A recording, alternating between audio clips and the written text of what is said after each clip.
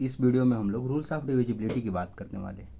Rules of divisibility. अच्छा, अब इसका थोड़ा सा मीनिंग हम लोग समझ लेते हैं कि रूल्स ऑफ डिविजिबिलिटी का मतलब क्या होता है। सपोज मैं कोई नंबर ले लेता हूँ और इसको मैं डिवाइड करके चेक करता हूँ 5 से। अब क्या है, अगर मैं डिवाइड करूँगा तो इसमें दो केस बन सकते हैं। एक, तुम मेरे पास कुछ रिमाइंडर बच जाएगा, और दूसरा मेरे पास कुछ नहीं रिमाइंडर बचेगा, रिमाइंडर के नाम पे 0 हो जाएगा। अगर रिमाइंडर के नाम पे 0 हो गया, रिमाइंडर कुछ नहीं बचा, तो हम लोग बोलते हैं वो नंबर कम्प्लीटली डिविजिबल है। यानी कि जब हमने डिवाइड किया तो वो नंबर पूरी तरीके से कट गया। अब इसको डिवाइड करके देखते हैं और देखते हैं ये डिविजिबल है या नहीं। तो 5 4 जा 20, 5 4 जा 20 हुआ, 4 एंड 2। यहाँ पर हमें रिमाइंडर के फॉर्म में 4 मिला। एज ए रिमाइंडर हमारे पास 4 है। अब क्या है कि ये नंबर 24 जो है 5 से कम्प्लीटली डिविजिबल नहीं है। कौन से ऐसे नंबर होंगे जो 5 से कम्प्लीटली डिविजिबल हो जाएंगे? एग्जाम्पल के लिए, जैसे अगर मैं 30 ले लूँ और इसको डिवाइड करके देखूँ तो 5 6 जा 30। यहाँ पर मुझे कोई रिमाइंडर नहीं मिला, और यहाँ पर मैं कह सकता हूँ कि 30 इज डिविजिबल बाई 5। जो 5 से 30 है ये 6 टाइम में कम्प्लीटली डिविजिबल है। तो यहाँ तक आई होप डिविजिबिलिटी का जो मीनिंग है ये आपको क्लियर हो गया होगा। अब क्या है कि हर एक नंबर से डिवाइड करने के लिए रूल बनाए गए हैं। अब 2 से 11 तक कुछ स्पेसिफिक रूल हैं। 2 से 3 का रूल, 4 का, 5 का, 6, 7 और इसी तरीके से 8, 9, 10 एंड 11 तक का। हम लोग 3 से 4 वीडियोज में 2 से लेकर 11 तक रूल को समझने की कोशिश करेंगे। सबसे पहले हम लोग 2 से स्टार्ट करते हैं, देखेंगे कि 2 से जो डिविजिबिलिटी का रूल है ये क्या कहता है। तो सपोज मेरे पास कोई एक नंबर है, आई टेक 23, और 23 को मैं 2 से डिवाइड कराऊंगा। अब 2 से अगर मैं डिवाइड कराऊं तो 2 1 जा 2, अगेन 2 1 जा 2, मेरे पास एक एज ए रिमाइंडर बच गया। अब ये इतना मुश्किल काम है, बार बार जितना बड़ा नंबर होगा उतना लॉन्ग डिवीजन होगा। तो इसके लिए रूल क्या कहता है कि हमें चेक करना है केवल यूनिट प्लेस पे। अच्छा, यूनिट प्लेस किसको कहेंगे? सपोज मेरे पास कोई एक नंबर है, ये जो 5 लास्ट वाला नंबर है इसको हम लोग यूनिट प्लेस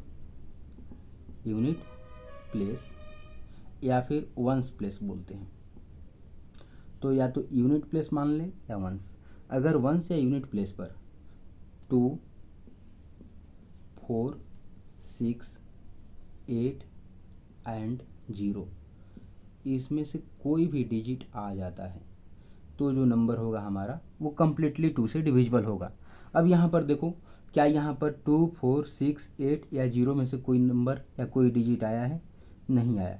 डैट मीन्स कि जो ये 345 है ये कम्प्लीटली डिविजिबल नहीं होगा। जब हम लोग डिवाइड करेंगे तो हम लोग के पास कुछ ना कुछ रिमाइंडर बच जाएगा। और एग्जाम्पल लेकर देखते हैं हम लोग। सपोज मुझे डिवाइड कराना है 358 में। अब 358 का जो यूनिट प्लेस है ये 8 है, और 8 जो है ये 2, 4, 6, 8 एंड 0 में आ जाता है। मतलब 358 में अगर मैं डिवाइड कराऊंगा 2 से तो वो डिवीजन कम्प्लीटली कंप्लीट हो जाएगा, उसमें कुछ नहीं बचेगा, रिमाइंडर के नाम पे 0 होगा। तो आई होप 2 का जो रूल्स ऑफ डिविजिबिलिटी है, जो रूल है, वो आपको समझ में आया होगा। अब हम लोग आगे प्रोसीड करते हैं और देखेंगे कि 3 से डिविजिबिलिटी का रूल्स क्या है, कौन से ऐसे नंबर हैं और कौन से ऐसे रूल हैं जिनकी हेल्प से हम लोग 3 को बिना डिवाइड किए किसी नंबर को चेक कर सकते हैं वो 3 से डिविजिबल होगा या नहीं होगा। एग्जाम्पल के लिए अगर मैं 357 उठा लूँ और ये मैं बिना डिवाइड किए बताना चाहूँ कि ये 3 से डिविजिबल है या नहीं, तो इसके लिए मुझे क्या करना होगा?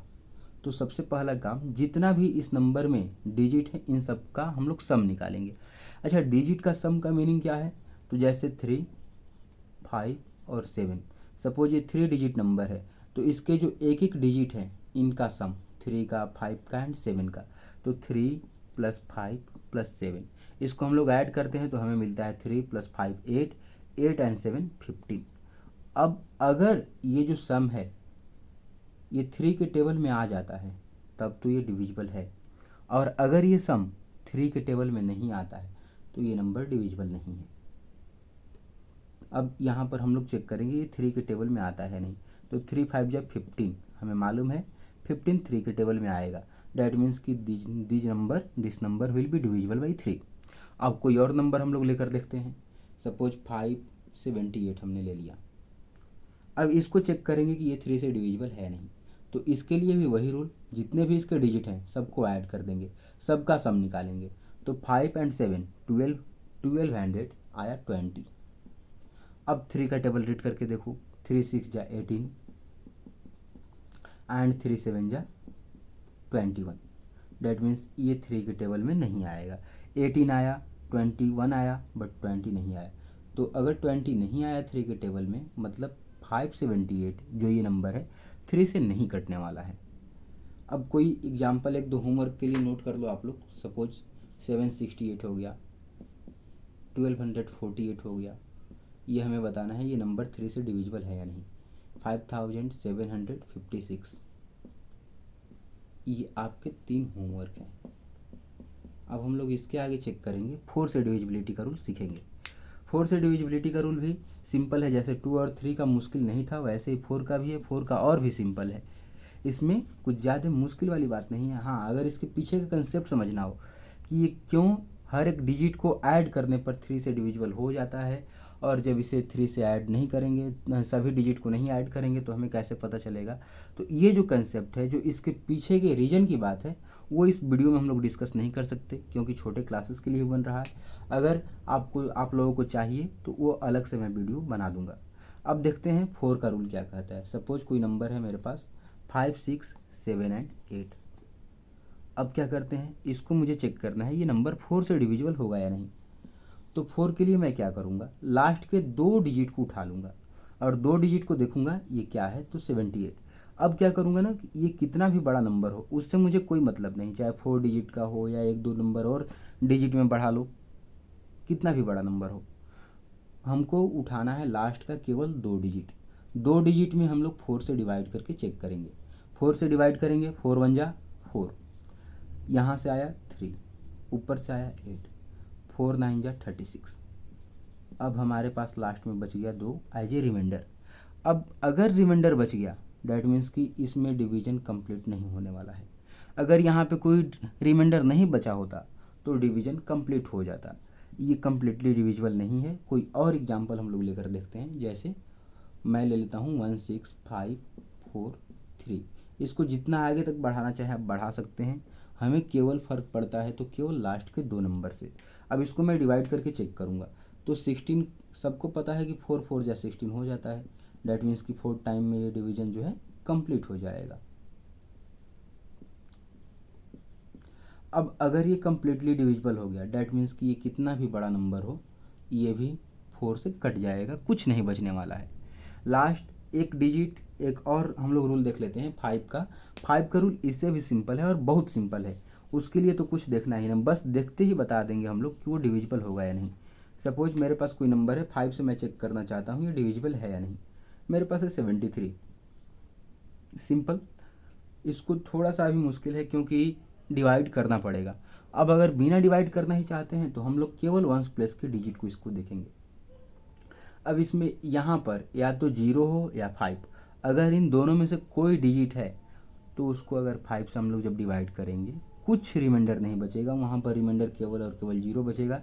इन अदर केस 0 और 5 के अलावा अगर कोई भी डिजिट हो 1 2 3 अदर कोई भी डिजिट, उसको अगर डिवाइड करेंगे तो हमें रिमाइंडर मिलेगा। जैसे 73 को हम लोग डिवाइड करके देखते हैं। 73 को जब हम लोग डिवाइड करेंगे 5 से तो 5 1 जा 5, यहाँ पर आया 2, ऊपर से आया 3, 5 4 जा 20, हमें क्या मिल गया 3 एज ए रिमाइंडर। बट अगर यही मैं 35 ले लूँ और इसको डिवाइड करके देखूँ, या 135 ले लूँ अगर इससे बड़ा नंबर लेना है तो, और इसको मैं डिवाइड करके देखूँ तो 5 2 जा 10, यहाँ से आया 3 और ऊपर से हम लोग नोट करेंगे 5, 5 7 जा 35। ये देखो पूरा कट गया। तो अगर लास्ट में या 1 प्लेस या जिसे आप यूनिट प्लेस बोलते हो यहाँ पर 0 या 5 इसमें से कोई भी डिजिट है तो 5 से वो नंबर कम्प्लीटली डिविजिबल हो जाएगा। आगे 6 7 एंड 8 का जो रूल है इसके लिए एक अलग से वीडियो बनेगा। 9 10 एंड 11 के लिए एक अलग से, आई थिंक 3 वीडियो में 2 से लेकर 11 तक जितने भी डिविजिबिलिटी के रूल्स हैं वो कंप्लीट हो जाएंगे।